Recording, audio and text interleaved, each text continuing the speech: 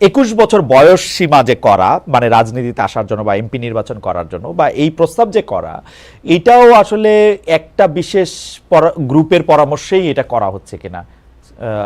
What is it? তা আমি এই প্রস্তাবটা কিন্তু আমাদের সুপারিশমালায় নেই।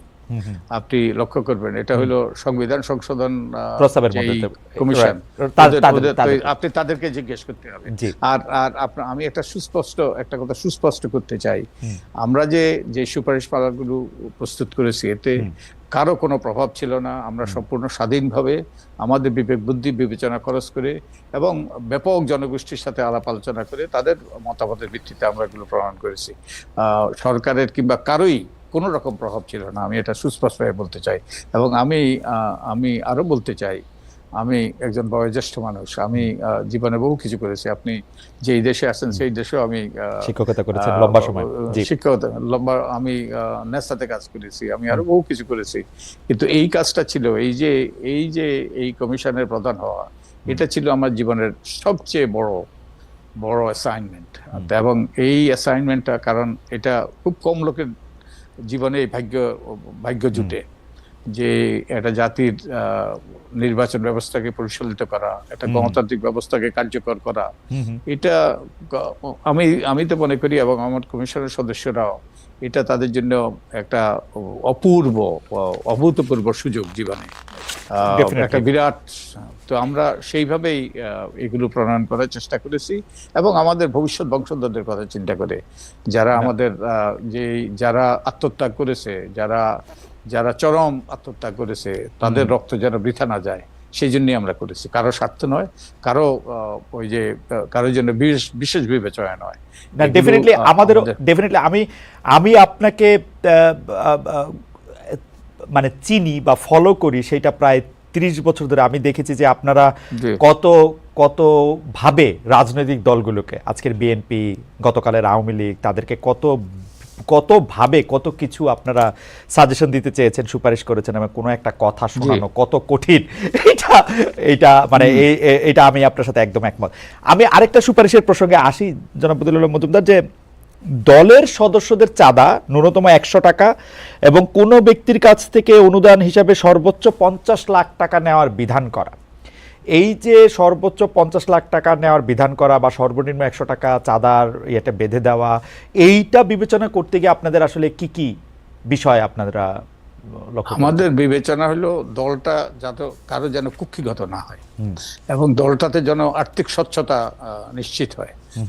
এখন তো আমাদের রাজনীতিতে সবচেয়ে বড় সমস্যা হলো মনোনয়ন বাণিজ্য। কত টাকা, এটা অদৃশ্য ব্যয়, আমরা কেউ জানি না কত টাকা ব্যয় হয়, কত টাকার লেনদেন হয়। এবং এই জন্যই কিন্তু আমাদের সংসদ এবং ব্যবসায়ীদের করায়ত্ত। এই জন্যই আমাদের সংসদ সদস্যদের বিরুদ্ধে এত অভিযোগ। তো আমরা যে রাজনৈতিক দলগুলো গণতান্ত্রিক হইতে হবে, একই সাথে আর্থিকভাবে স্বচ্ছ হইতে হবে। তো এবং এটা 50 লাখ টাকা হইতে পারে, এটা 30 লাখ টাকা হইতে পারে, কিংবা আরো বেশি হইতে পারে। কিন্তু দলটা যেন কারো কুক্ষিগত না হয় এবং একই সাথে যেই অর্থই লেনদেন হয় এটা যেন ব্যাংকিং চ্যানেলে হয় এবং এটা যেন স্বচ্ছতার ভিত্তিতে ব্যয় হয় এবং এগুলো যেন তারা অডিটেড হিসাব নির্বাচন কমিশনে জমা দেয় এবং এগুলো যেন নির্বাচন কমিশনের নিরীক্ষণের সুযোগ হয়। তো আমি বারবার করে বলছি, একটা দল যদি গণতান্ত্রিক না হয়, দল যদি স্বচ্ছ না হয়, দল যদি দায়বদ্ধ না হয় এবং দল যদি সিন্ডিকেটের মতো আচরণ করে, যেটা অতীতে করেছে, তাহলে কিন্তু আমাদের অতীতের যে ইতিহাসের পুনরাবৃত্তি ঘটবে, আমরা কেউ চাই না। এইটা কি আপনি চান যে শুধু মানে নিরীক্ষা বিভাগে এটা নিরীক্ষা করতে পারুক, নাকি পাবলিক ডকুমেন্ট হিসেবে এটা থেকে যাক, যে আমিও ওয়েবসাইটে দেখতে পাবো যে কে 50 লাখ টাকা চাঁদা বিএনপি বা জামাতকে বা আওয়ামী লীগকে দিল? আপনার এবং আপনার দর্শকদের জন্য আমি একটা তথ্য দিতে চাই। এই নির্বাচন কমিশনের রাজনৈতিক দলের হিসাব নিকাশ, অডিটেড হিসাব নিকাশ জমা দিতে হয় নির্বাচন কমিশনে। বহু বছর আগে আমি এই সকল হিসাব নিকাশের তথ্য চেয়েছিলাম, নির্বাচন কমিশন আমাকে দিতে ব্যর্থ হয়েছে, তারা দেয় নাই, এগুলো বলেছে গোপন। আমি তথ্য কমিশনে গিয়েছি, তথ্য কমিশনও দেয় নাই, এগুলো গোপন তথ্য। শেষ পর্যন্ত আমি আদালতে গিয়েছিলাম এবং আদালতে রায় হয়েছে যে কোনো তথ্য যে যে কর্তৃপক্ষ, ওই যে তথ্য অধিকার আইনে কর্তৃপক্ষ মানে এই যে নির্বাচন কমিশনের মতো সরকারি অফিসগুলো এবং সরকারি কর্তৃপক্ষ, সরকারি প্রতিষ্ঠানগুলো, তাদের কাছে যেই তথ্য আছে সেগুলো public information subject to disclosure. তো এগুলো তারা দিতে বাধ্য এবং যে কোনো ব্যক্তি এই তথ্য পেতে পারে। সো এগুলো অবশ্যই যে পাবলিক হইতে হবে। ওকে, তার মানে হচ্ছে যে আপনি তহবিল ব্যবস্থাপনায়, দলের তহবিল ব্যবস্থাপনায় মানে এখন স্বচ্ছতা নিশ্চিত করতে এটা যাতে একদম একটা ওপেন, বইটা যাতে ওপেন থাকে, নিরীক্ষিত আয় ও ব্যয়ের হিসাব, এটা একদমই আপনারা এটা বলতেছেন। ইন্টারেস্টিং, আপনারা সুপারিশ করতেছেন যে দলের সংসদ নির্বাচনে দলীয় মনোনয়নের জন্য দলের 3 বছরের সদস্য পদ থাকা বাধ্যতামূলক করা। এখন যদি বৈষম্য বিরোধী ছাত্র আন্দোলন আগামীকাল অথবা আমি আগামীকাল কোনো রাজনৈতিক দল প্রতিষ্ঠা করি, তাহলে আমাদের ক্ষেত্রে কি হবে? যাদের দল 3 বছর ছিল না, অবশ্যই তাদের তো আর ওই 3 বছরের বাধ্যবাধকতা প্রযোজ্য হবে না। যারা নতুন দল তারা সেই বাধ্যবাধকতার আওতায় আসবে না, নতুন দল বাধ্যবাধকতা আসবে না। আপনারা একদম স্পেসিফিকলি বলতেছেন যে দলের লেজুর ভিত্তিক ছাত্র, শিক্ষক, শ্রমিক সংগঠন, ভাতৃপুত্রী বা যে কোনো নামেই হোক না কেন না থাকার বিধান করা, এবং এটার আরেকটা আছে যে কোনো নামেই হোক না কেন বিদেশে শাখা না থাকার বিধান করা। এই দুইটাই যদি একটু বলেন যে এটা কেন ক্ষতিকর, মানে ছাত্র, শিক্ষক, শ্রমিক সংগঠন কি ঘোষণা দিয়ে শ্রমিক লীগ শ্রমিক দল করবে না, মানে ছাত্র লীগ ছাত্র দল করবে না? ওকে, আমি আমার ব্যক্তিগত অভিজ্ঞতা থেকে বলছি। আমি নিজে ছাত্র রাজনীতি করেছি। আমি 69-এর গণ আন্দোলনের সময় আমার সামান্য একটি ভূমিকা ছিল। আমি তখনকার ইকবাল হল, এখনকার জহুরুল হক হলে আমি সাধারণ সম্পাদক ছিলাম। 69-এর গণ আন্দোলন পরিচালিত হয়েছে সেই হল থেকে। তা আমার বাস্তব অভিজ্ঞতা আছে। সেই সময় এক ধরনের ছাত্র রাজনীতি ছিল এবং আমি ব্যক্তিগতভাবে সেই ছাত্র রাজনীতির পক্ষে। কিন্তু লেজুর ভিত্তিক ছাত্র রাজনীতি, এটা ছাত্র রাজনীতি নয়, এটা হলো ছাত্রদেরকে ব্যবহারের রাজনীতি, ছাত্রদেরকে লাঠিয়াল হিসেবে ব্যবহারের রাজনীতি। এবং এই জন্যেই এই যে বিশ্ববিদ্যালয় সম্পর্কে বা পাবলিক বিশ্ববিদ্যালয় সম্পর্কে যে সকল অভিযোগ, আমরা এগুলোকে সন্ত্রাসের আখড়ায় পরিণত করেছি। এবং এটা আমাদের এই শিক্ষার মান, শিক্ষকদের রাজনীতি, ছাত্রদের রাজনীতি, এগুলো শিক্ষার মানে ধস নামার একটা বিরাট ভূমিকা পালন করেছে। এই ধরেন আপনি যে দেশে আছেন সেই দেশের সেই সব এই যে টেকনোলজি কোম্পানি, এগুলো আমাদের প্রতিবেশী দেশের আইআইটিতে পড়া।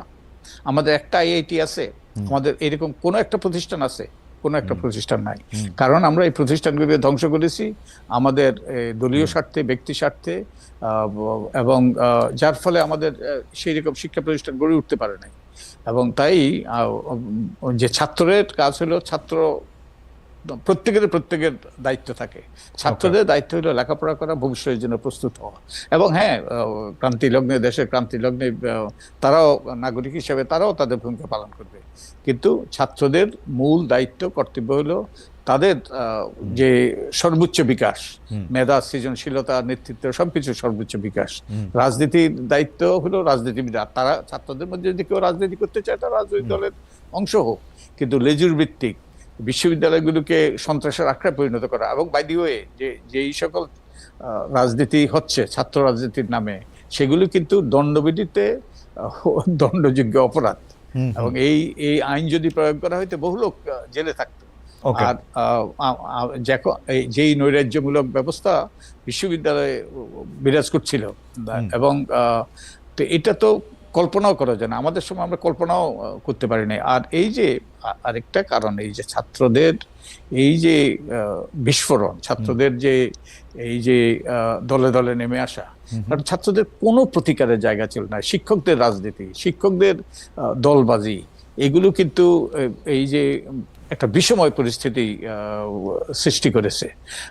এটা কোনো মুক্তবুদ্ধির চিন্তা। আপনি তো পড়ছি বিশ্ববিদ্যালয়ে, আমি পড়ছি বিশ্ববিদ্যালয়ে, লেখাপড়া করেছি, পড়িয়েছি, যে মুক্তবুদ্ধির চিন্তা, এই যে স্বাধীনভাবে ভাবা, তার কোনো সুযোগ নেই। তাই আমাদের এই আপনি আরেকটা জিনিস দেখবেন, আমি আরেকটা কথা বলে শেষ করি।